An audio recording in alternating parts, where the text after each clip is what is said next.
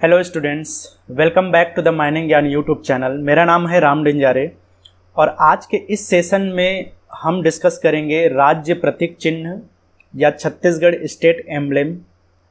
ये टॉपिक जो है सीजीपीएससी माइनिंग इंस्पेक्टर के साथ ही साथ सीजीपीएससी और सीजी व्यापम के जितने भी एग्ज़ाम्स होते हैं उनके लिए भी इक्वली इम्पॉर्टेंट है। तो आज के इस टॉपिक को हम स्टार्ट करते हैं। ओके, राज्य प्रतीक चिन्ह को या स्टेट एम्ब्लेम को समझने से पहले हम थोड़ा सा यहाँ पे ध्यान देते हैं। छत्तीसगढ़ का जो मैप है, जो आउटर लाइन है इसका जो मैप का, उसको आप ध्यान से देखोगे तो ये दिखता है आपके हिप्पोकैम्पस की तरह। अब ये हिप्पोकैम्पस क्या है? हिप्पोकैम्पस को ही बोला जाता है समुद्री घोड़ा। ठीक है, समुद्री घोड़ा या फिर सी हॉर्स। सी हॉर्स एक तरह का देखना बोलना चाहिए कि जो जलीय जीव है और ये फिश के कैटेगरी में आता है, छोटा सा जीव होता है, लेकिन इसका जो कैरेक्टराइजेशन है वो थोड़ा सा घोड़े की तरह है, तो इसको समुद्र का घोड़ा कहा जाता है। और इसी की तरह छत्तीसगढ़ का जो मैप है वो दिखाई देता है। तो आपसे कभी भी क्वेश्चन आता है कि छत्तीसगढ़ का जियोग्राफिकल शेप कैसा है, छत्तीसगढ़ की आकृति कैसी है, तो आपको ध्यान रखना है इसकी आकृति है हिप्पोकैम्पस की तरह, ना कि हिप्पोपोटेमस की तरह। थोड़ा ध्यान देना, हिप्पोकैम्पस का मतलब होता है दरियाई घोड़ा जो इस तरीके का दिखता है। तो ये नहीं है, आपका आंसर क्या है? हिप्पोकैम्पस है छत्तीसगढ़ का जो आउटर लाइन है या जियोग्राफिकल शेप है वो इस तरीके का दिखता है समुद्री घोड़े की तरह। राइट, यहाँ तक बात क्लियर हो गई। अब ये जो राज्य प्रतीक चिन्ह है उनके बारे में हम बात कर लेते हैं। देखो, छत्तीसगढ़ का राज्य प्रतीक चिन्ह ये है जिसमें एक तरह से बोलना चाहिए ये छत्तीसगढ़ का स्टेट एम्ब्लेम है। छत्तीसगढ़ शासन के द्वारा इसको अपनाया गया है। और अभी जो वर्तमान में छत्तीसगढ़ में जो स्टेट का एक स्लोगन है वो है गढ़बो नवा छत्तीसगढ़। इन दोनों चीज़ों को जो है आप स्टेट एम्ब्लेम के तौर पे याद रखना है। हालांकि ये स्टेट एम्ब्लेम है और ये स्लोगन है, छत्तीसगढ़ का स्लोगन है क्या? गढ़बो नवा छत्तीसगढ़। अगर हम देखें स्टेट एम्ब्लेम को तो इसमें कुछ चीज़ें हैं जो डिस्कस करने लायक है। और सबसे पहले तो हम बात कर लेते हैं कि इसको कब अप्रूवल मिला। तो पहली बात आपको याद रखना है, स्टेट एम्ब्लेम को अप्रूवल कब मिला? तो ये अप्रूव्ड हुआ है 4 सितंबर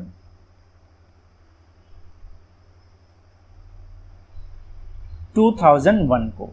तो सीधा सीधा क्वेश्चन है, छत्तीसगढ़ राज्य प्रतीक चिन्ह को कब अप्रूवल मिला, कब इसको जो है स्वीकृत किया गया? तो इसका आंसर है आपका 4 सितंबर 2001। राइट, एक चीज हो गई। अब बात करते हैं हम स्टेट एम्ब्लेम को कैसे हम डिस्क्राइब कर सकते हैं, क्या क्या चीज़ें हैं जो पूछने लायक है एग्जाम में। तो सबसे पहले तो देखो इसका जो शेप है वो किस तरह के, सर्कुलर शेप है। ठीक है, वृत्ताकार है और एक सरकमफ्रेंस बनाता है, परिधि बनाता है। तो जो सर्कुलर शेप है या सर्कुलर सरकमफ्रेंस है,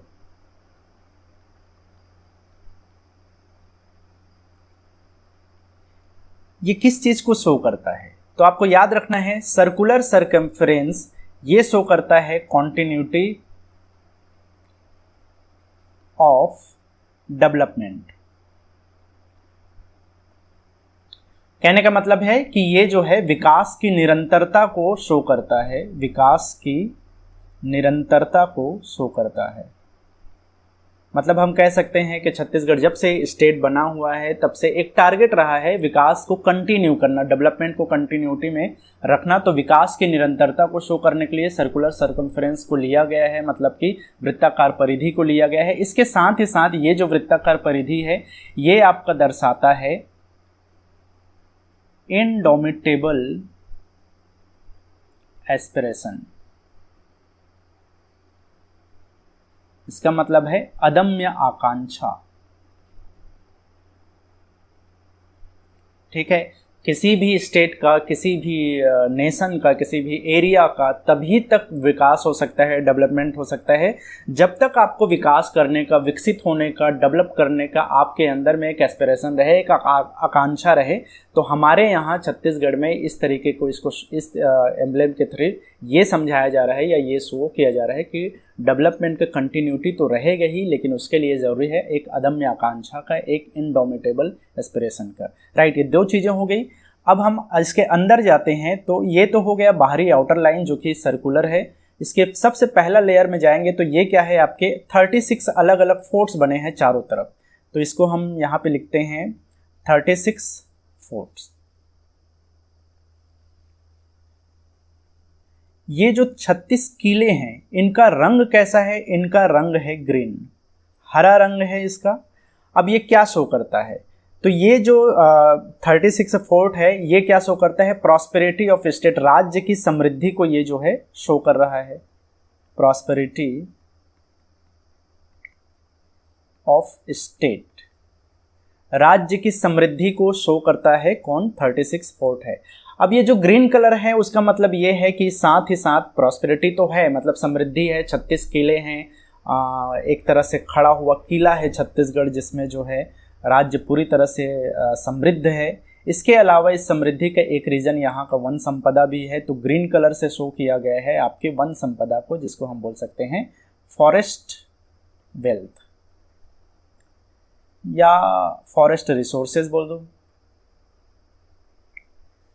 ठीक, तो दो बातें याद रखना है, 36 फोर्ट, 36 किले आपके शो करते हैं, ग्रीन कलर में है, प्रॉस्पेरिटी को, समृद्धि को, साथ ही साथ जंगल के वन संपदा को, वेल्थ को ये शो करता है, क्योंकि छत्तीसगढ़ में लगभग 45% एरिया जो है आपका कैसा है, जंगली क्षेत्र है, फॉरेस्ट एरिया है, जो कि यहाँ के फॉरेस्ट वेल्थ को शो कर रहा है। नेक्स्ट हम बात करें, इसके अंदर जाएंगे तो सबसे पहले हमें दिखाई देता है कि ये धान की बालियां, जिसको हम बोलते हैं पैडी ईयर रिंग्स या रिंग्स बोलो, धान की बालियां।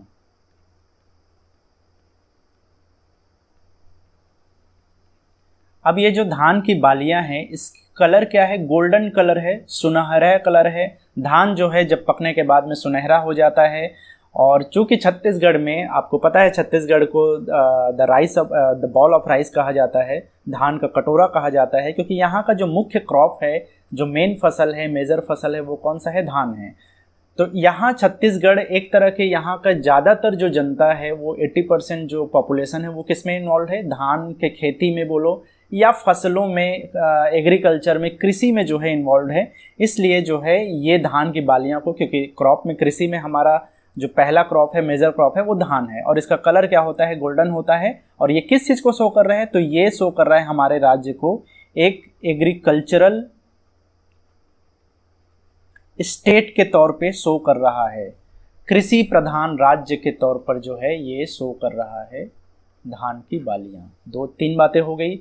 बात करते हैं नेक्स्ट, और ये है आपके, इसके नीचे देखोगे तो 1-2 सिग्नल्स हैं, इलेक्ट्रिकल सिग्नल जिसको बोलते हैं।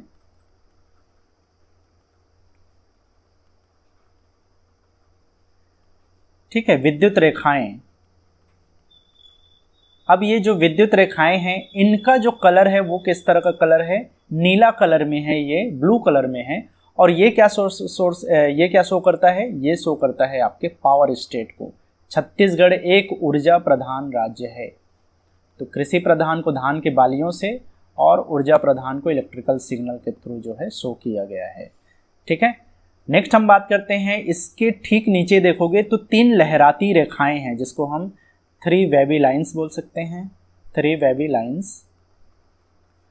अब ये जो 3 वेवी लाइन्स है, लहराती रेखाएं हैं, ये किस कलर की हैं, ये है आपके ट्राई कलर के जैसा, मतलब कि हमारे तिरंगे का जो रंग है, तिरंगा जो झंडा है हमारा, फ्लैग है, नेशनल फ्लैग, उसका कलर दिया हुआ है। ऊपर में केसरिया है, फिर सफ़ेद है, और लास्ट में नीचे में ग्रीन कलर है। तो ये ट्राई कलर को यहाँ पे रखा गया है, शामिल किया गया है। ये क्या शो करता है, आपके वाटर रिसोर्सेस को शो करता है, क्योंकि छत्तीसगढ़ में ढेर सारे नदियों का समूह है। यहाँ पे पानी की उतनी किल्लत नहीं है जितने अलग अलग स्टेट में भारत में है, लेकिन यहाँ पे भारत में जो है, छत्तीसगढ़ में जो है जल संसाधन भरपूर मात्रा में है। तो यहाँ पे जल संसाधन को शो कर रहा है कौन, ये 3 लहराती रेखाएं। ओके, लास्ट में हम बात करते हैं, इसके अंदर जब चले जाओगे तो ये क्या बचता है आपके पास, हमारा है सारनाथ स्तंभ। सारनाथ जो अशोका पिलर के भी नाम से हम जानते हैं, इसको अशोक स्तंभ बोलते हैं। तो ये जो पिलर है इसका कलर है रेड, रेड फोर्ट बोलो, तो रेड कलर है, लाल कलर में है।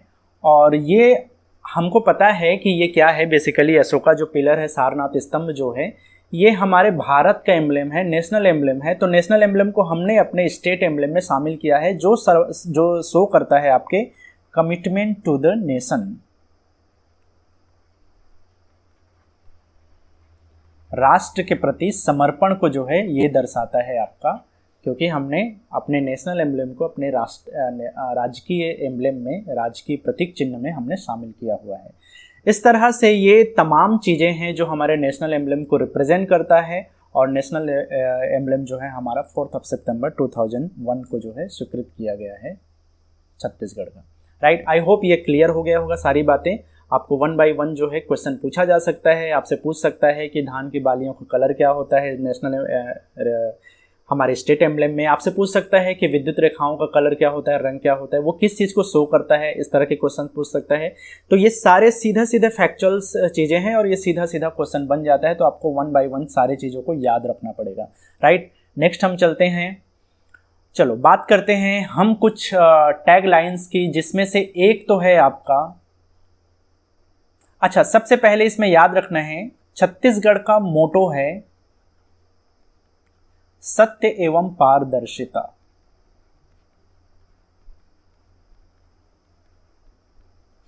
ठीक है, truth and transparency, truth and transparency.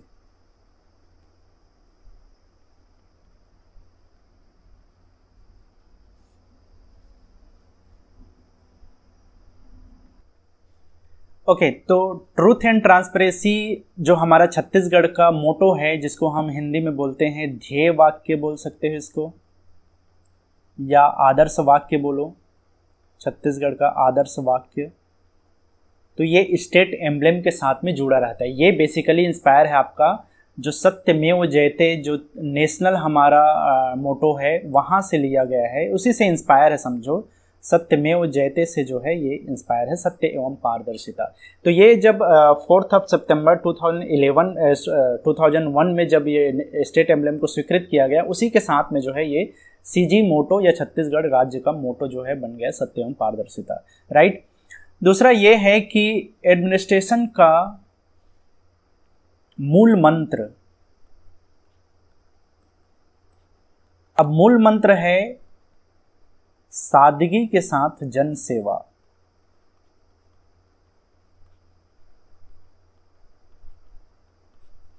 और तीसरी बात है आपका छत्तीसगढ़ का स्लोगन। अब ये स्लोगन जो है एक तरह का प्रतीक वाक्य होता है स्टेट को रिप्रेजेंट करने के लिए। ये है हमारा गढ़बो नवा छत्तीसगढ़।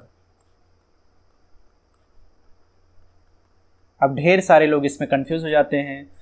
सत्य एवं पारदर्शिता को चेंज करके गढ़बो नवा छत्तीसगढ़ कर दिया गया, ऐसा बोला जाता है। कई लोग बोलते हैं कि सत्य एवं पारदर्शिता को चेंज करके ही जो है आपके विश्वसनीय छत्तीसगढ़ बना था बीजेपी की गवर्नमेंट में, जिसे अब कांग्रेस के गवर्नमेंट में गढ़बो नवा छत्तीसगढ़ कर दिया गया है। इन तमाम चीज़ों को आपको थोड़ा सा एक चीज़ ये समझना है कि देखो सीजी मोटो क्या है, ये ध्येय वाक्य है, ये चेंज नहीं हुआ है, ये आपके स्टेट एम्ब्लेम के साथ में ही है। और ये क्या है आपका सत्य एवं पारदर्शिता, ये चेंज नहीं हुआ है, इसको याद रखना है। ये आपका ध्येय वाक्य है, आदर्श वाक्य है, ये छत्तीसगढ़ का मोटो है।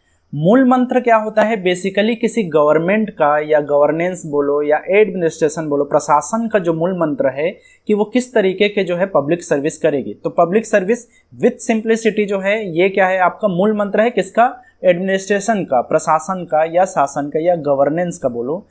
अब छत्तीसगढ़ राज्य को पूरे देश के सामने रिप्रेजेंट करने के लिए एक नारा दिया गया है, एक तरह का स्लोगन दिया गया है।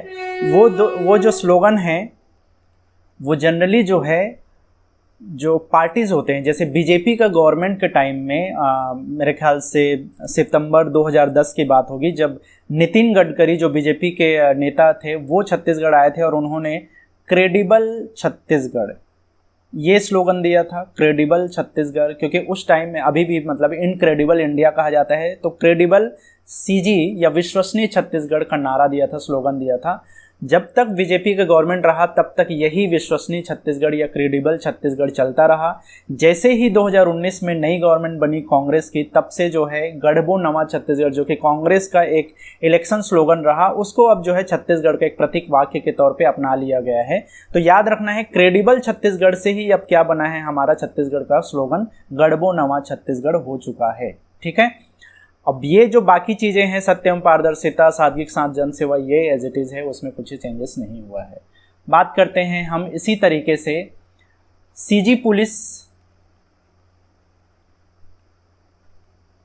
का भी एक मोटो है, एक ध्येय वाक्य है, और वो है, देखो यहाँ इनके लोगों में ही ये दिख रहा है छत्तीसगढ़ पुलिस के, परित्राणाय साधु नाम, परित्राणाय साधु नाम।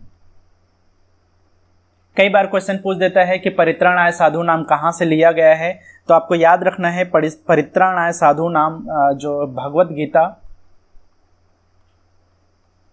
के श्लोक है ना, भगवत गीता से लिया गया है। कौन? परित्राणाय साधु नाम। आप लोगों ने बार बार सुना होगा, परित्राणाय साधु नाम विनाशाय च दुष्कृताम धर्म स्थापनार्थाय संभवामि युगे युगे। ठीक है, भगवान कृष्ण ने जो ये श्लोक कहा है, ये चीज़ लिया गया है भगवत गीता से, परित्राणाय साधु नाम, मतलब साधुओं की रक्षा करो, अच्छे लोगों की रक्षा करो।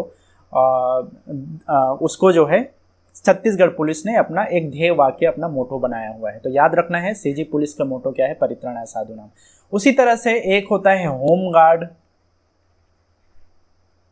अब होम गार्ड किसको बोलते हैं? नगर सेना के नाम से भी जाना जाता है। ये होम गार्ड जो है छत्तीसगढ़ पुलिस को या किसी भी पुलिस को एक तरह से सपोर्ट करने के लिए एक तरह का फोर्स होता है, होम गार्ड जिसको बोलते हैं।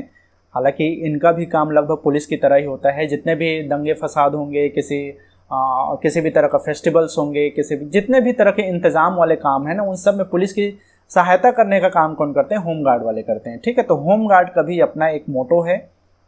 तो होम गार्ड का मोटो निष्काम सेवा।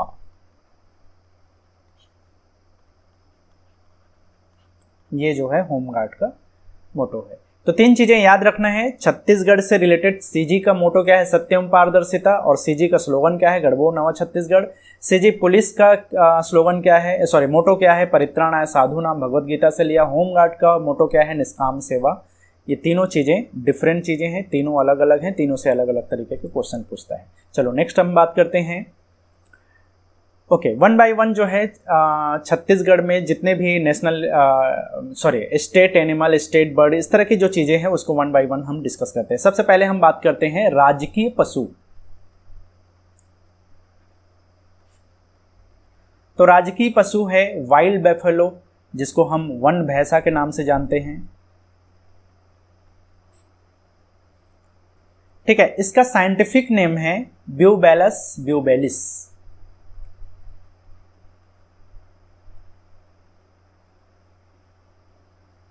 अलग अलग नस्ल होते हैं बैफेलो के, जिसमें से एक है आपका ब्यूबेलस ब्यूबेलिस। ये साइंटिफिक नेम है, वन भैंसा का ही, वाइल्ड बैफेलो का ही एक साइंटिफिक नेम है। तो कई बार क्वेश्चन पूछ देता है कि छत्तीसगढ़ में वन भैंसा का, छत्तीसगढ़ के जो राजकीय पशु है उसका साइंटिफिक या वैज्ञानिक नाम क्या है, ऐसा करके भी क्वेश्चन आ सकता है। तो इस चीज़ को याद रखना है। इसको जो है राजकीय पशु का दर्जा दिया गया 2001 में, वही जब नेशनल हमारा स्टेट एम्बलम बना, उसी के साथ में 2001 में जो है इसको वन भैंसा का दर्जा दिया गया। अब इसका रीज़न क्या है? तो पहले जो है छत्तीसगढ़ में हो या पूरे देश में लाखों की संख्या में वन भैंसा पाया जाता था, लेकिन फ़िलहाल ये रेयर हो गए हैं क्योंकि इनकी संख्या में बहुत कमी आई है। एक तरह से ये इंडेंजर्ड एनिमल में आता है। ठीक है, संकटग्रस्त पशु है ये। तो एक तरह से बोलना चाहिए, इसको संवर्धन करने के लिए, प्रोटेक्शन करने के लिए, कंजर्व करने के लिए जो है, जागरूकता फैलाने के लिए, अवेयरनेस के लिए जो है, इसको छत्तीसगढ़ में राजकीय पशु का दर्जा दिया गया है। ठीक है, अब अगर हम बात करें तो इसमें क्या क्या चीज़ें हैं जो हमें थोड़ा सा ध्यान रखना है। देखो, वन भैंसा तो इसका नाम है, साथ ही साथ मेल जो होते हैं, मेल वन भैंसा या नर वन भैंसा जो होता है, उसको अरना भी कहा जाता है। ब्यूबेलस अरना भी कहा जाता है।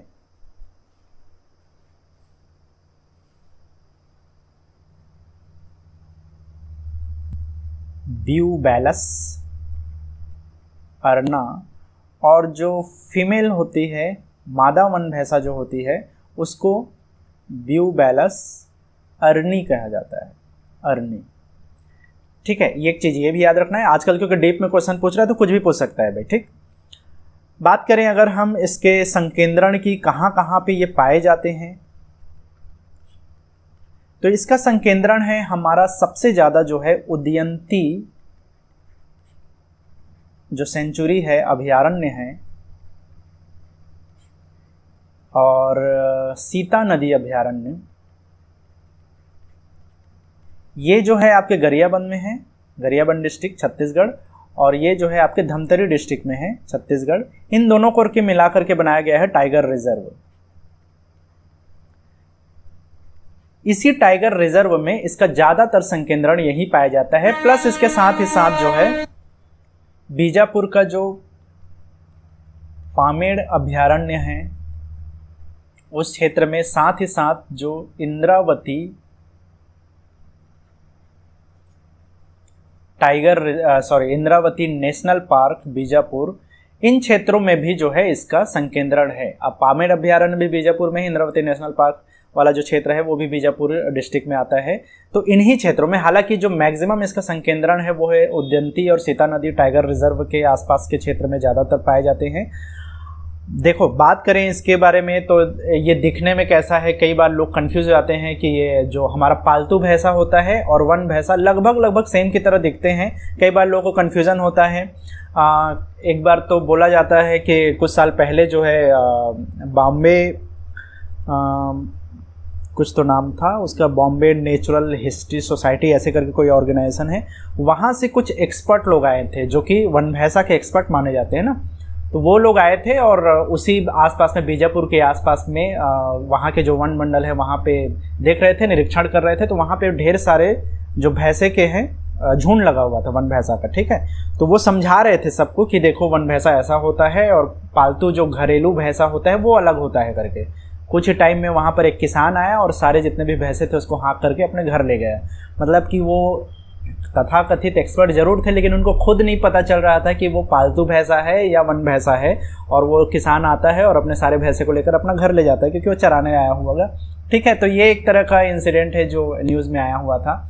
तो खैर, ये दिखने में लगभग एक जैसा होता है लेकिन होता सेम नहीं है, नस्ल बिल्कुल इसका अलग होता है। यहाँ तक कि बोला जाता है कि ये सबसे प्योरेस्ट ब्रीड है, हमारा छत्तीसगढ़ का जो वन भैंसा है वो प्योरेस्ट ब्रीड है पूरे देश में, सबसे शुद्ध नस्ल पाया जाता है छत्तीसगढ़ का वन भैंसा का। बहरहाल शाकाहारी प्राणी होता है, घास ये खाता है, रंग में काला होता है, ये तमाम चीज़ें तो आपको इमेज में दिख ही रहा होगा। हम बात करते हैं इसके नंबर्स की। माना जाता है कि पूरे देश में लगभग अभी 4000 के आसपास इनकी संख्या रह गई है, जो कि पहले लाखों में थी, अभी 4000 के। अगर बात करें हम सीजी में कितने हैं, तो देखो सीजी में मानने के लिए माना जाता है कि 25 से 35 हो सकते हैं, लेकिन अभी तक काउंटिंग में, गणना में जो है इनकी जो संख्या है वो लगभग 13 थी। अब ये भी थी वाली बात है ना, अभी वर्तमान में प्रेजेंट कंडीशन में मात्र ये सिर्फ 7 बचा हुआ है। पहले 13 थी, लेकिन बहुत सारे जो रिसेंटली कुछ ईयर्स के अंदर में, 3-4 सालों के अंदर में ही लगभग 5 वन भैंसों की मृत्यु हो गई, जिसमें से आप लोगों ने अगर न्यूज़ सुना होगा तो बीच बीच में न्यूज़ आते रहता है, जिसमें से श्यामू और क्या नाम था यार, श्यामू और जुगाड़ू ऐसा कुछ नाम था उन, क्योंकि लिमिटेड है तो सबका नाम दिया हुआ है। तो उनके लड़ाई में जो है मृत्यु हो गई थी। बाद में जो है एकमात्र जो नर वो बची थी आशा, उसकी मृत्यु हो गई। तो एक आशा का नाम याद रखना है वन भैंसा में। इसकी 5 संतानें थी, जिसमें से एक का नाम है खुशी। तो ये एकमात्र मादा जो है वन भैंसा पैदा हुई थी, खुशी। ठीक है, अब ये जो आशा है इसकी भी मृत्यु हो चुकी है, खुशी का भी मृत्यु हो चुकी है। तो अब जो मादा वन भैंसा के नाम पे बचा हुआ है वो क्या है, आशादीप। आशादीप क्लोन है ना, ये क्लोन से बनाया गया है, जो कि करनाल के जो वैज्ञानिक थे, करनाल डेयरी रिसर्च सेंटर, यहाँ के साइंटिस्ट लोगों ने जो है ये बनाया हुआ है आशादीप को। ये क्लोनिंग किया गया है। ठीक है, क्लोनिंग क्या है, एक तरह का जेनेटिक टेक्नोलॉजी है जिसके थ्रू जो है कॉपी किया जाता है जेनेटिकली, जो है अलग अलग एनिमल्स को उसी तरीके से कॉपी करके उसको आगे बढ़ाने के लिए, संवर्धन करने के लिए, कंजर्व करने के लिए। अब आशा देख के साथ चक्कर ये है कि इसको जंगल सफारी में तो रखा गया है फिलहाल, जंगल सफारी रायपुर में, लेकिन अब ये जो है ना, ये वन भैंसा की तरह लगती ही नहीं है। बोला जाता है कि ये मुर्रा जो नस्ल होता है भैंसों का, मतलब कि जो घरेलू भैंस होते हैं उसकी तरह लगने लगी है। तो ये अपने आप में एक तरह का फेल्ड हो गया है, ये पूरा जो प्रोसेस है वो क्लोनिंग का। तो इस पर भी विवाद उठा हुआ है कि इतना खर्चा करने के बाद भी कैसे क्लोनिंग फेल हुआ। बहरहाल वो अलग चीज़ है, हमें उसके बारे में नहीं देखना है। आशादीप का नाम याद रखना है आपको, ये एकमात्र मादा वन भैंसा है जो अभी के डेट में बची हुई है, जो जंगल सफारी रायपुर में रखा गया है। ठीक है, चलो बात करते हैं इनके आवास के बारे में। तो ये जनरली जो है इसको वाइल्ड वाटर बैफेलो भी कहा जाता है, क्योंकि रीज़न ये है कि ये दलदली वाले जो क्षेत्र होते हैं जहाँ पर एक्वेटिक एरिया रहता है, जलीय स्थल रहते हैं, उन क्षेत्रों में ज़्यादातर ये पाए जाते हैं। बात करें अगर हम इसके रिस्क के, तो ढेर सारे रिस्क हैं यार। पहला तो ये है कि इनको हंटिंग के थ्रू इनका जान को खतरा है, मनुष्य लोग जो है शिकार कर लेते हैं उसके लिए। इसके अलावा एक बीमारी होती है जिसको बोला जाता है रिंडर पेस्ट। रिंडर पेस्ट जो डिजीज़ होता है, इससे भी इसको खतरा है इसके प्रजाति को। और रिंडर पेस्ट डिजीज़ क्या होता है, एक तरह का वायरस होता है जो ये लग जाए किसी वन भैंसे पर तो फिर उसको फीवर, वाउंड्स होते हैं, डायरिया हो जाता है और इवेंचुअली उसका डेथ हो जाता है। तो ये बहुत बड़ा एक रिस्क फैक्टर है रिंडर पेस्ट डिजीज़ जो है। इसके अलावा एक और इसको खतरा है, वो है उसको बोलते हैं जेनेटिक पॉल्यूशन।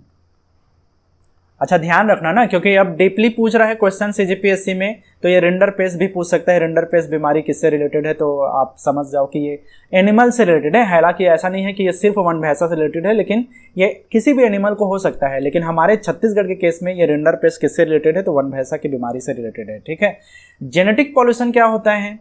जेनेटिक पॉल्यूशन का कहने का मतलब ये है कि जो बोलना चाहिए कि जंगली भैंसा अगर पालतू भैंसों से ब्रीडिंग कर ले, प्रजनन कर ले, तो उसको बोला जाता है जेनेटिक पॉल्यूशन। जिसकी वजह से क्या होता है कि वो जो जेनेटिकली जो जंगली भैंसा होना चाहिए था वो अब जो है हो सकता है, क्योंकि ब्रीडिंग मिक्सड अप हो गया है तो उसमें प्रॉब्लम हो सकता है। तो एक जेनेटिक पॉल्यूशन का एक एग्जांपल है। हालांकि कुछ वैज्ञानिक इसमें कहते हैं, कुछ रिसर्चर्स इसमें कहते हैं कि जो नर वो होता है ना, मेल जो वन भैंसा होता है, वो ट्राई करता है कि किसी भी हाल में कोई भी पालतू जो भैंसा है वो फीमेल वन भैंसा के साथ प्रजनन ना कर ले, ब्रीडिंग ना कर ले, उसके संपर्क में ना आ जाए।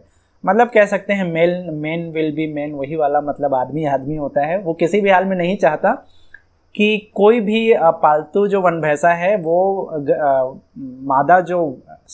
पालतू जो भैंसा है, नर भैंसा है, वो मादा वन भैंसा के संपर्क में ना आए। लेकिन खुद कितना अजीब होता है ना, वो पालतू मादा भैंसे के साथ जा सकता है प्रजनन करने के लिए, ब्रीडिंग करने के लिए, लेकिन खुद चाहता है कि कोई भी मेल जो है नर जो भैंसा है वो वन भैंसा जो मादा है उसके संपर्क में ना आ पाए। इसीलिए इसको बोलते हैं टिपिकल, जो हमारा चाहे वो इंसानों में हो या फिर वन भैंसा में हो, सब में एक ही टाइप का है, men will be man, right. चलो बहरहाल ये जेनेटिक पॉल्यूशन होता है जिसमें दो अलग अलग ब्रीड जो है आपस में मिक्स हो जाते हैं और ब्रीडिंग कर लेते हैं, प्रजनन कर लेते हैं, राइट। चलो बात करते हैं, सीजी गवर्नमेंट ने अभी रिसेंटली जो है एक पोस्टल स्टैंप स्टार्ट किया है, पोस्टल स्टैंप प्रचलन में लाया अक्टूबर 2019 को, ठीक है, जिसमें वन भैंसा को शामिल किया गया है। एक तरह का डाक टिकट जिसको बोलते हैं ना, डाक टिकट, पोस्टल स्टैंप जो है, इसको चालू किया गया है वो अक्टूबर 2019 में वन भैंसा से रिलेटेड। तो चलो इतने सारी चीज़ें हैं जो कि आपके वन भैंसा से, राजकीय पशु से रिलेटेड है। मैं जानता हूँ थोड़ा सा ज़्यादा डिटेलिंग हो गया है, लेकिन देखो भाई डीपली पढ़ना है तो इन सारे तमाम चीज़ों को भी ध्यान में रखना है। पूछने के लिए कुछ भी पूछ सकता है एग्जाम लेने वाले के पास, वैसे भी इतने सारे क्वेश्चन वो ऑलरेडी पूछ चुका है, तो वो चाहता है कि कुछ इस तरह के क्वेश्चन पूछा जाए जो लोग जो है अवॉइड कर देते हैं, बोरिंग है करके ना। चलो नेक्स्ट हम बढ़ते हैं, स्टेट बर्ड हिल मैना, जिसको हम पहाड़ी मैना के नाम से जानते हैं। ओके, अगेन जो है पहाड़ी मैना का साइंटिफिक नेम होता है, ये जो साइंटिफिक नेम है ये क्या है आपका, ग्रेसुला रिलीजियोसा पेनिनसुलारिस। इससे भी क्वेश्चन पूछता है साइंटिफिक नेम क्या है हमारा राजकीय पक्षी का।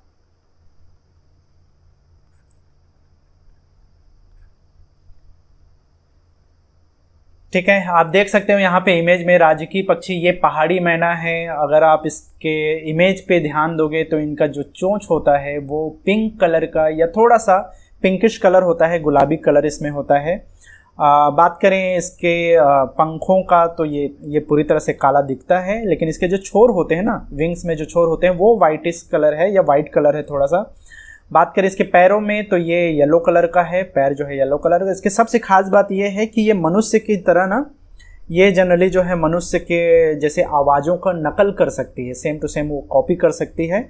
और इसमें उसके महारत हासिल है, तो इस चीज़ को ध्यान रखना है। पहाड़ी मैना जो है आदमियों के, इंसानों की जो आवाज़ें हैं उसको नकल करने में महारत हासिल है, एक्सपर्ट है वो। बात करें इसके संकेंद्रण की तो ये पाया जाता है बस्तर के संभाग में। बस्तर में है आपका कांगेर घाटी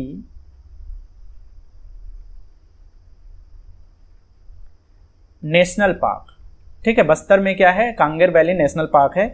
अब यहाँ पर जो है इसको कंजर्व करने का काम किया जा रहा है, संरक्षित करने का काम किया जा रहा है, किसको, पहाड़ी मैना को। इसके अलावा जो है बीजापुर क्षेत्र में भी पाया जाता है पहाड़ी मैना।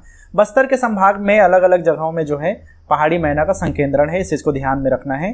ये जनरली जो है पहाड़ी, जितने भी पहाड़ी क्षेत्र होते हैं ना, और उस पहाड़ी क्षेत्र में जो वन क्षेत्र होता है वहाँ पर जो जो वृक्ष होते हैं उन वृक्षों में कोटरा बना करके ये रहते हैं, ये निवास करते हैं वहाँ पर। इनके अगर हम रिस्क की बात करें, पहाड़ी मैना को भी 2001 में जो है स्टेट बर्ड के रूप में जो है शामिल किया गया है। और इसका भी रीज़न वही है कि ये भी एक इंडेंजर्ड पक्षी में, बर्ड में आता है। साथ ही साथ इसका तस्करी किया जा रहा है, जो कि एक सबसे बड़ा संकट है। इसको रोकने का प्रयास किया जा रहा है गवर्नमेंट के द्वारा, अलग अलग तरह के प्रयास, अलग अलग तरह के एफर्ट्स लगाए जा रहे हैं। लेकिन फिर भी इनकी तादाद में भी बहुत इनकी संख्या में कमी आई है, और एक तरह का अभी ये इंडेंजर्ड बर्ड में आता है, संकटग्रस्त पक्षियों में इसका नाम आता है। ठीक है, नेक्स्ट हम बात करेंगे साल ट्री की। साल ट्री या जिसको हम सरई भी बोलते हैं, तो साल ट्री या सरई जो है इसका छत्तीसगढ़ का क्या है, स्टेट राजकीय पेड़ है या राजकीय वृक्ष है। साल या सरई का वैज्ञानिक नाम क्या है आपका, शोरिया रोबस्टा, ये आपका साइंटिफिक नेम है।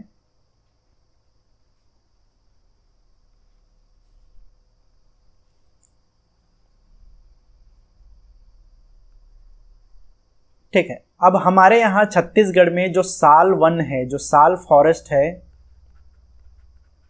वो लगभग 40% अप्रॉक्स जो है 40% के आसपास, मतलब टोटल जो हमारा फॉरेस्ट एरिया है उसमें से अगर हम पेड़ को बेस मान करके, अब इसको हम अलग अलग सेक्शन में डिवाइड करते हैं, 3 सेक्शन में जनरली जो है, एक तो साल का है, एक सागौन का है, और एक मिक्स्ड फॉरेस्ट में आता है।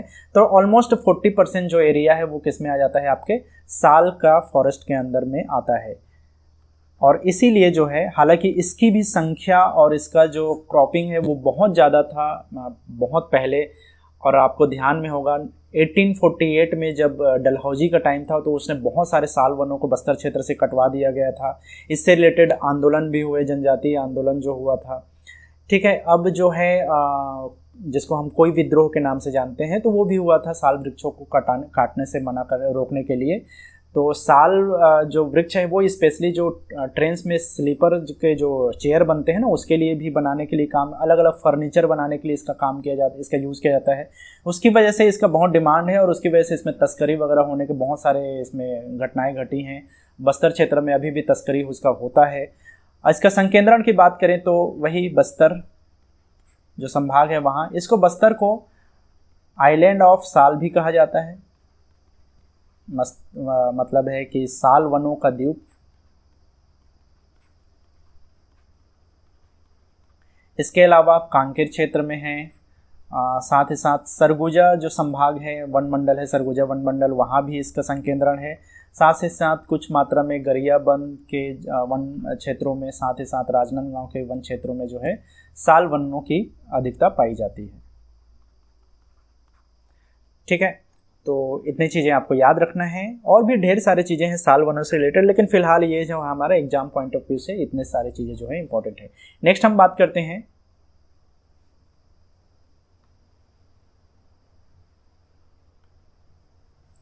State crop. छत्तीसगढ़ का जो राजकीय फसल है वो है धान, क्योंकि छत्तीसगढ़ का मुख्य फसल मेजर जो क्रॉप है वो क्या है, धान है। तो धान को ही जो है हमारे यहाँ राजकीय फसल का दर्जा प्राप्त है, तो ये एक चीज़ ये भी याद रखना है। नेक्स्ट हम बात करते हैं स्टेट गमछा। ये नया चीज़ है जिसको रिसेंटली जो है ऐड किया गया है हमारे राजकीय प्रतीकों में। तो इसमें आपको ध्यान रखना है कि राजकीय गमछा कब लॉन्च किया गया, तो ये हुआ है 14 अक्टूबर 2021, रिसेंटली हुआ। किसके द्वारा लॉन्च किया गया, तो आपको याद रखना है छत्तीसगढ़ के जो सीएम हैं भूपेश बघेल जी, उन्होंने जो है इसको लॉन्च किया। ठीक है, इसमें जो मटेरियल्स जो यूज़ किए गए हैं, अब देखो यार नया चीज़ है तो करंट अफेयर्स वाला चीज़ भी है समझो, और इस तरह की चीज़ें जो है पूछ देती है। किस तरह का मटेरियल यूज़ किया गया है, तो टसर सिल्क जो है, टसर सिल्क बस्तर में क्षेत्र में बहुत ज़्यादा होता है, तो टसर सिल्क का यूज़ करके, साथ ही साथ खादी का, साथ ही साथ जो है कुछ कॉटन का जिसको हम सूती बोलते हैं, इन चीज़ों का यूज़ करके, इन मटेरियल्स को यूज़ करके इसका निर्माण किया गया है। इमेज में आप देख सकते हो कुछ इस तरीके से ये दिखता है, हालांकि क्लियर नहीं दिख पा रहा होगा, लेकिन फिर भी एक आइडिया आपको मिल जाएगा। यहाँ से अगर हम बात करें इसमें किस किस तरह का मार्किंग किया गया है, तो मार्किंग या जिसमें हम अंकन की बात करें, मतलब कुछ छपाई की अगर हम इसमें बात करें, तो इसमें जो है एक तो गौर जो मुकुट है उसको शामिल किया गया है। गौर मुकुट जो बस्तर के क्षेत्र में जो है दंडामी माड़िया लोग जो गौर नृत्य करते हैं, उसमें जो है गौर नृत्य में जो मुकुट पहना जाता है, गौर मुकुट, वो जनजाति एक तरह से बोलना चाहिए, सिंबल है, ट्रेडिशन है उनका, उसको इसमें शामिल किया गया है। साथ ही साथ इसमें जो गोदना पेंटिंग है, गोदना चित्रकारी, वो इसमें यूज़ किया गया है। इसके अलावा जो है भित्ति चित्रांकन जिसको बोलते हैं, वॉल पेंटिंग, ठीक है, तो वॉल पेंटिंग जो सरगुजा क्षेत्र के जो भित्ति चित्रकार जो लोग हैं उसको इनको इसमें शामिल किया गया है। कुल मिलाकर हम कह सकते हैं कि इसके अलावा इसमें हमारे जितने भी जो भी हमारा नेशनल बर्ड है उसको शामिल किया गया है, नेशनल बर्ड बोलता है यार, स्टेट बर्ड जो हमारा पहाड़ी मैना है उसको शामिल किया गया है, स्टेट बर्ड को। साथ ही साथ स्टेट एनिमल वन भैंसा को इसमें रखा गया है। सबको चित्रित किया गया है ना, रखा गया है इसका मतलब है कि चित्रित किया गया है।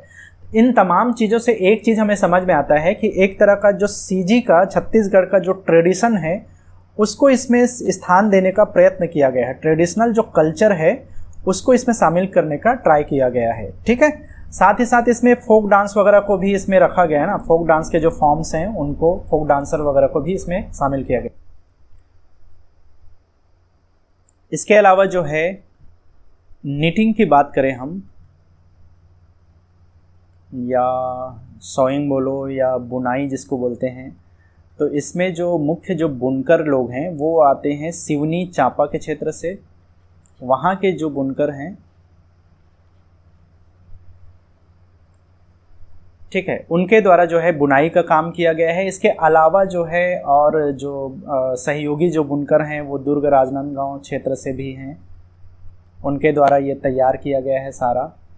सरगुजा क्षेत्र के जो गोदना शिल्पकार है, सरगुजा क्षेत्र के जो भित्ति चित्रांकन लोग चित्रकारी करते हैं वो लोग, गोदना चित्रकारी करने वाले लोग, इन सब को मिला करके इन सब के जो है प्रयासों से जो है ये बना हुआ है।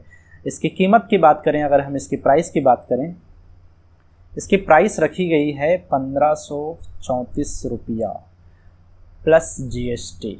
अब आप ध्यान दो, जीएसटी के साथ में ना, इंक्लूडिंग जीएसटी है इसमें।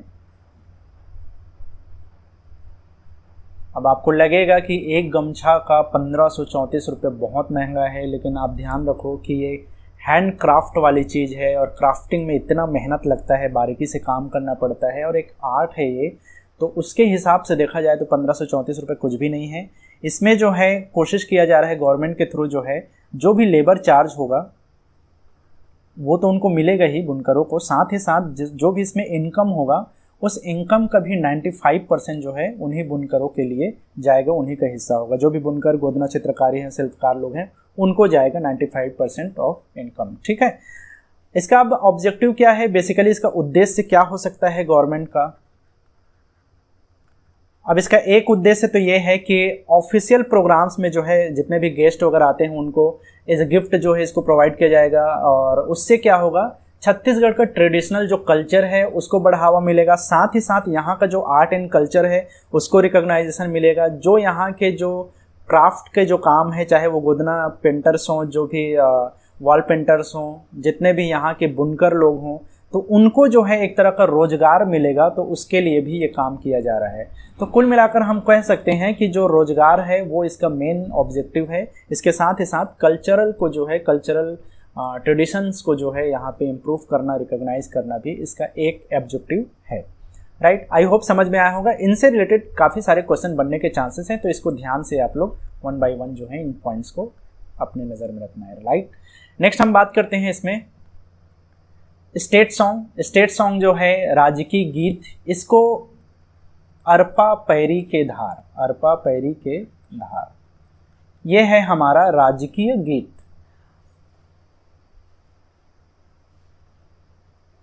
अरपा पैरी के धार। अब ये अरपा पैरी के धार, इसके सॉन्ग राइटर कौन है, तो गीतकार हैं इनके डॉक्टर नरेंद्र देव वर्मन, नरेंद्र देव वर्मा। इन्होंने लिखा है अरपा पैरी के धार। अब नरेंद्र देव वर्मा कौन थे, एक कवि थे, नाटककार थे, उपन्यासकार। उन्होंने खूब सारे उनके उपन्यास फेमस है। सुबह की तलाश एक उपन्यास है जो उनका बहुत फेमस है। साथ ही साथ उन्होंने जो पीएचडी किया है, उनका डॉक्यूमेंट है छत्तीसगढ़ी भाषा का उद विकास, जिसमें उन्होंने पीएचडी का, इसके अलावा भी उन्होंने 2 बार पीएचडी किया हुआ है, 2 बार उनको डॉक्टरेट की उपाधि मिला हुआ है। आप लोगों ने नाम सुना होगा स्वामी आत्मानंद का, आत्मानंद, जिनके नाम पे अभी Swami Atmanand English medium school शुरू किया गया है छत्तीसगढ़ गवर्नमेंट के द्वारा। उनके ये छोटे भाई थे। अब जो है इन्होंने अरपा पैरी के धार जो गीत लिखा है उसको अब गीत का जो है हमारे छत्तीसगढ़ का स्टेट सॉन्ग के रूप में उसको अपना लिया गया है। कब से अपनाया गया है, तो इसको याद रखना है 3 नवंबर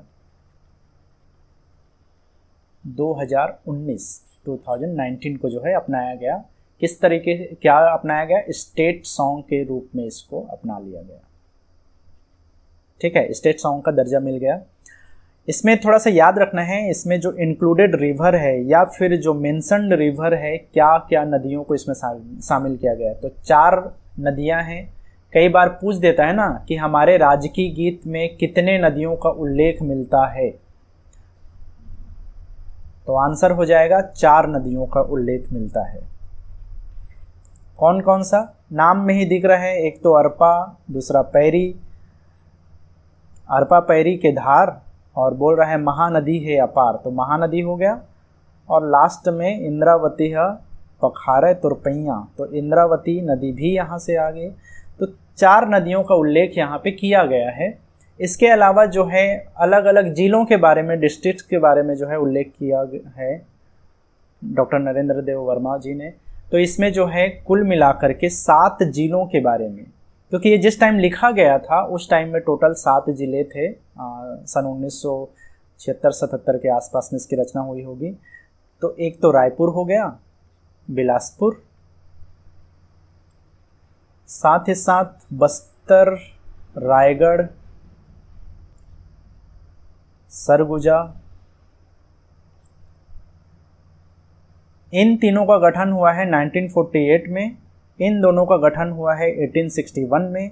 और एक बच जाता है आपका राजनांदगांव। राजनांदगांव का गठन हुआ था 1973 में।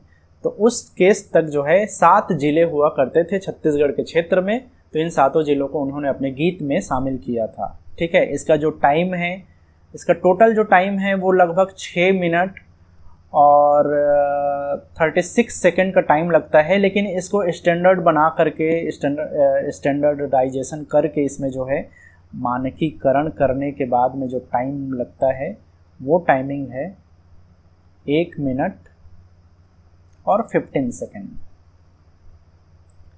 इतना सेकंड लगता है राजकीय गीत को गाने का। अब इसके थ्रू क्या होगा कि जब भी किसी भी तरह का ऑफिशियल प्रोग्राम्स वगैरह होते हैं तो उसमें जो है इस गीत को शामिल किया गया है। स्कूलों में इस गीत को शामिल किया गया है, राजकीय गीत के रूप में इसको गाया जाएगा, स्टेट सॉन्ग अरपा पैरी के धार को। राइट। आई होप समझ में आ गया होगा जो जो चीज़ें इसमें इंपॉर्टेंट है वो। नेक्स्ट हम बात करते हैं छत्तीसगढ़ ऑफिशियल लैंग्वेज की। तो छत्तीसगढ़ ऑफिशियल लैंग्वेज कौन सा है, छत्तीसगढ़ का राजभाषा कौन सा है। जाहिर सी बात है छत्तीसगढ़ की राजभाषा का दर्जा प्राप्त है छत्तीसगढ़ी को। पुराने टाइम में छत्तीसगढ़ को कोसल कहा जाता था और उस टाइम में एक भाषा हुआ करती थी कोसली, जो उस टाइम के बहुत ही मेजर एक लैंग्वेज हुआ करता था। अभी के वर्तमान में राजभाषा या सरकारी कामकाज का भाषा क्या है, छत्तीसगढ़ी है। अब छत्तीसगढ़ी राजभाषा को राजभाषा बनाने का ऑब्जेक्टिव क्या है, तो ऑब्जेक्टिव सिंपल सा है, राजकाज की भाषा में इसको उपयोग करने के लिए, मतलब कि ऑफिशियल लैंग्वेज के तौर पे ऑफिसेस में इसको छत्तीसगढ़ी को यूज़ करने के लिए। साथ ही साथ जो कॉन्स्टिट्यूशन का जो 8th शेड्यूल है, 8वीं अनुसूची है, उसमें शामिल कराने का एक टारगेट है इसको। साथ ही साथ जो ट्राइलिंगुअल त्रिभाषीय जो सिलेबस है, पाठ्यक्रम है स्कूलों के, उसमें इसको शामिल करने के भी उद्देश्य से जो है राजभाषा का दर्जा प्रदान किया गया है। कब इसको दर्जा मिला है, कब इसको अप्रूवल मिला है, तो याद रखना है 28 नवंबर 2007 को जो है राजभाषा का दर्जा मिला और उसी दिन को सेलिब्रेट किया जाता है राजभाषा दिवस के रूप में। राजभाषा दिवस छत्तीसगढ़ ऑफिशियल लैंग्वेज डे के रूप में हर साल जो है 28 नवंबर को सेलिब्रेट किया जाता है प्रति वर्ष। ठीक है, बात करें इससे रिलेटेड आयोग बना हुआ है और इस आयोग का नाम है आपका Chhattisgarh official language commission. Chhattisgarh राजभाषा आयोग इसको बोला जाता है। तो छत्तीसगढ़ राजभाषा आयोग जो है क्यों बनाया गया, वही बात है ना, टारगेट वही है, मतलब छत्तीसगढ़ राजभाषा आयोग के थ्रू एक तरह से बोलना चाहिए ऑफिशियल लड़ाई लड़ी जाएगी ताकि उसको 8वीं अनुसूची में शामिल किया जाए।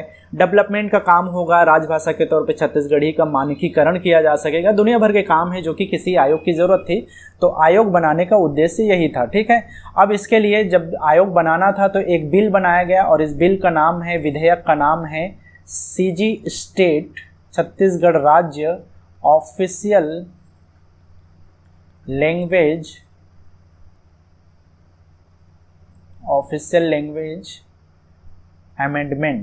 Amendment bill year of 2007। ठीक है, छत्तीसगढ़ राजभाषा संशोधन विधेयक 2007।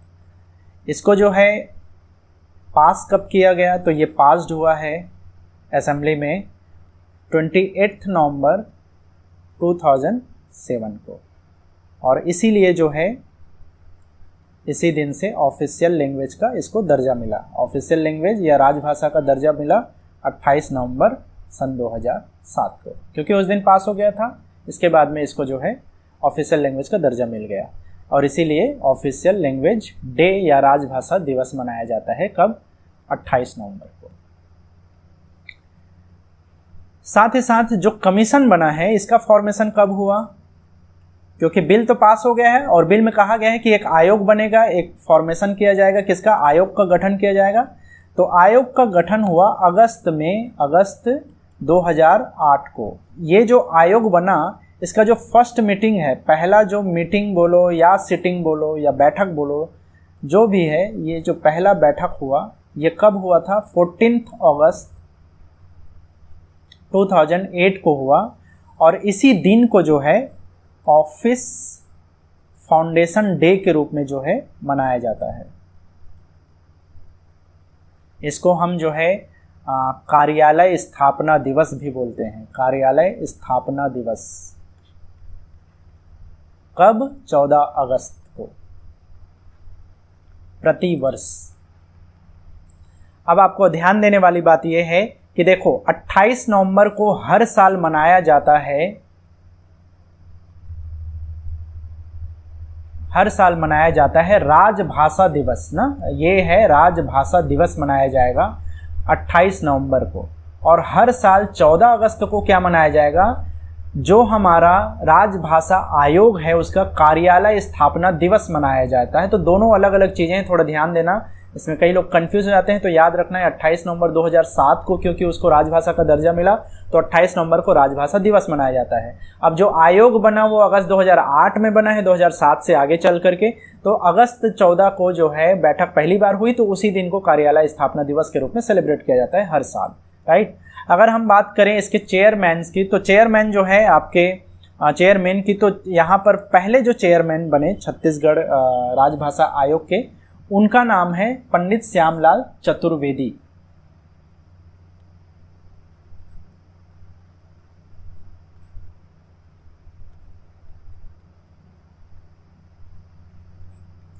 ठीक है, ये पहले अध्यक्ष बने राजभाषा आयोग के, और ये अध्यक्ष बने 2008 से लेकर के 2011 तक।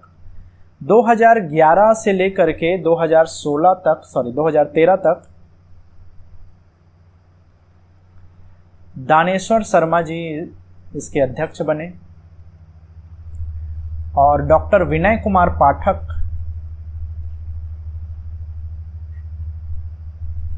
इसके अध्यक्ष बने 2016 से लेकर के 2018 के बीच में ये पद खाली रहा। अभी भी ये पद खाली है, कुछ अपडेट आता है तो मैं आप लोग को इसमें अपडेट कर दूंगा, लेकिन ये तीनों चेयरमैन का नाम आपको याद रखना है जो कि बने। अब इनका उद्देश्य क्या है, तो सिंपल सी बात है, वही तीनों चीज़ों को इन लोगों ने किया। पंडित श्यामलाल चतुर्वेदी वरिष्ठ जो है साहित्यकार रहे हैं, दानेश्वर शर्मा वरिष्ठ साहित्यकार रहे हैं, डॉक्टर विनय कुमार पाठक भी साहित्यकार हैं। तो इनकी जिम्मेदारी थी आयोग को कंडक्ट कराने का, आयोग को जो है रन कराने का, ठीक है। अच्छा, एक लास्ट चीज़ आप लोग यहाँ पे देख लो, इस आयोग के थ्रू जो है 2 चीज़ें चलाई गई। माई कोठी योजना, माई कोठी योजना।